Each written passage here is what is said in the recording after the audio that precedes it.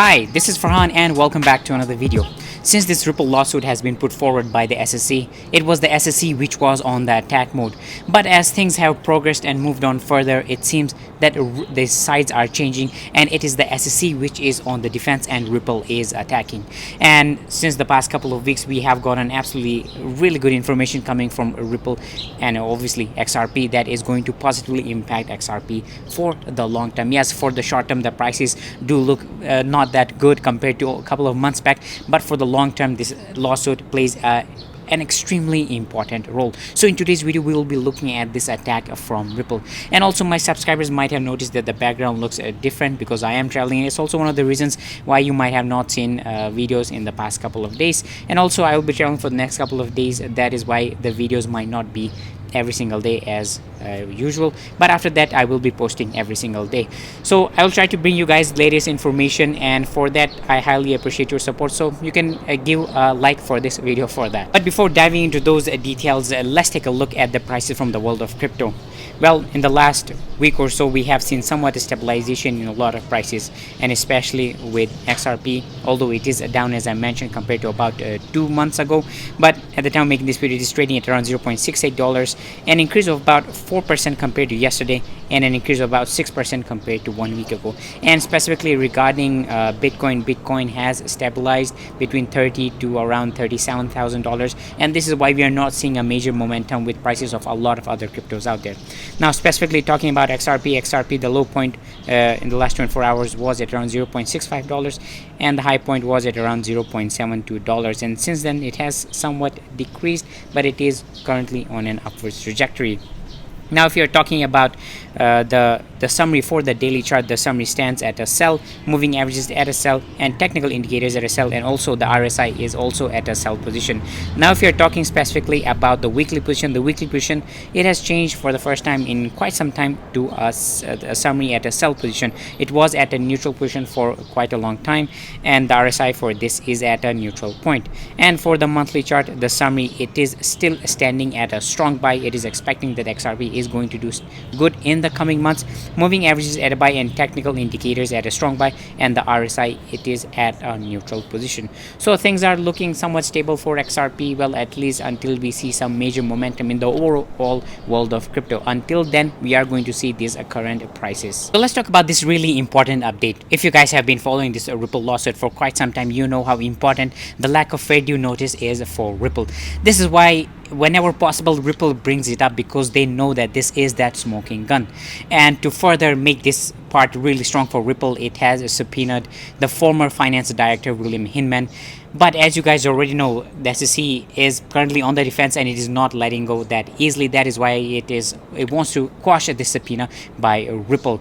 And for those of you who don't know much about this person, this former member of the SEC, well, he went on public on TV and he actually said that Bitcoin and Ethereum are non-securities. And this is the reason why so many people in the world of crypto have raised red flags regarding William Hinman, saying that hey, he's now a member of the Ethereum Alliance Foundation, and he, on the last day of leaving this office with former SEC head Mr. Jay Clayton, they put forward this lawsuit against XRP, which basically brought down the price of XRP. So this is why it is so important, and they actually put it in an alternative. The SEC seeks an order quashing the subpoena without prejudice until after Judge Torres ruling on the SEC's motion to strike Ripple's fair notice defense. And they know this, how important this motion to strike this fair notice defense is for Ripple. So what does Ripple really want from him? They put it here. Director Hinman to elicit testimony on the SEC's internal views as to certain legal issues, and by process which the SEC and its officials arrive at policy-making decisions, including to determine whether public speech Director Hinman gave during his tenure at the SEC is admissible in evidence as representing the SEC's adapted position on a given matter, and to test the SEC's assertion of the deliberative process privilege over pre-decisional agencies' communication. So all of this basically translates into, in very simple terms, saying that hey, what how did they come to that position that Bitcoin and Ether are non-securities, and at the same time come to a conclusion that XRP is a security? And secondly, most important, and it is to develop evidence as to a market participant's views on whether XRP was offered or sold as a security. And this part is very, very important for Ripple, because they want to prove it to the core system that, hey, look, an average person, a market participant, would not be able to differentiate whether XRP was a security or not, because at the same time they went on public TV and they said that, hey, Bitcoin and Ether are non-security. So a person who is thinking about buying XRP, he would have not known that XRP would be even classified as a security in the future. So this is why this is so important for Ripple, and especially the Ripple's position on the fair notice defense.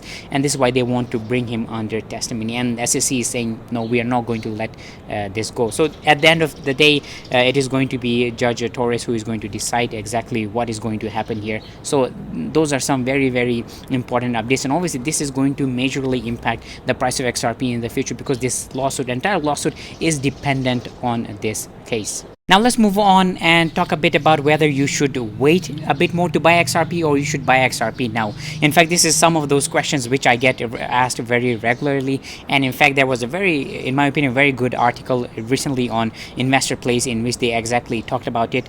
And basically the entire summary of that, the entire gist of that is that you should wait a bit to buy XRP, because they expect that the price of XRP is going to continue to fall, even if you think that Ripple is going to win this lawsuit. They put it, even if like Ripple's chances in its battle with the SEC, it is still best to wait for impatient traders to exit their position. So they are talking about there are a lot of weak hands out there, and they are going to be exiting their position if we don't see any major momentum with the price of XRP in the near future.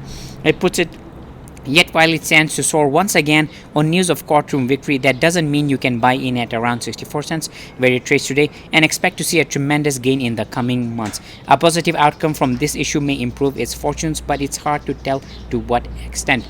So at this moment, people are still debating, hey, have we exited this bull market, or we are still in it? So this is why a lot of traders out there are still betting on us being in this bull market. So guys, I think it's a very good, in my opinion, very good article talking about it might actually be a waiting game in the end. And if you guys are thinking about investing in XRP, and I've talked about this many times in my previous video, that you should think about investing for the long term. And although please do know that this is not a financial advice video, and remember the golden mantra of crypto investing, and that is only invest what you can afford to lose. Well guys, that was the video for today. Let me know what are your thoughts in the comment section below. I do love reading all your comments. And for those of you who want to get updated with my latest traveling journey, I highly suggest you to go and follow me on Instagram. I will link both of those in the description box below, as well as pin a comment as well. And I would highly appreciate if you can give this video a like, because it is hard to make videos while traveling. Well guys, as I mentioned before, if you are new to my channel, make sure that you are subscribed, give this video a like, and third, leave a comment below so the YouTube algorithm recommends you my content in the future. And as always, thank you for watching this, and I will see you next time.